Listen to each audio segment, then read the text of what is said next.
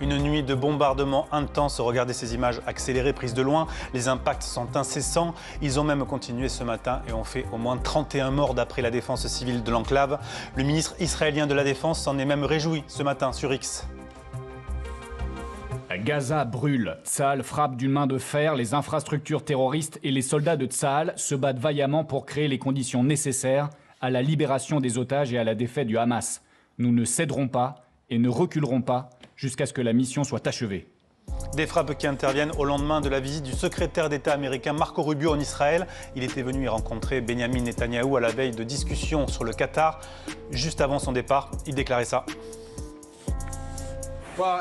Comme vous l'avez vu, les Israéliens ont commencé leurs opérations à Gaza. Nous disposons donc d'un délai très court pour parvenir à un accord.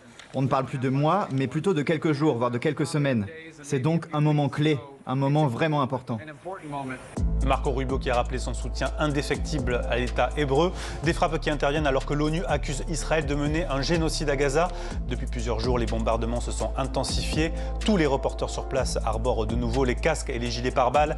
Hier, c'est carrément la plus haute tour d'habitation de Gaza qui a été détruite. Selon Tsahal, le Hamas s'y cachait. I'm here walking over the rubble of Al Ghifari Tower, one of the tallest towers in Gaza City. It has been reduced to rubble by the Israeli fighter jets. L'armée israélienne qui avait au préalable ordonné aux habitants d'évacuer. Les Gazaouis fuient donc en masse vers le sud de l'enclave déjà surpeuplée, comme on peut le voir sur ces images. Des frappes dont l'objectif était de préparer une offensive terrestre qui a donc été lancée ce matin par Tsahal.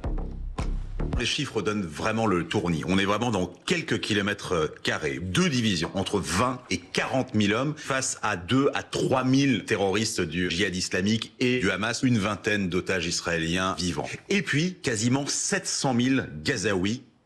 Je répète les chiffres, 20 à 40 000 hommes face à 2 000 à 3 000 terroristes, ce sont des estimations. Les combats à Gaza City pourraient durer plusieurs mois.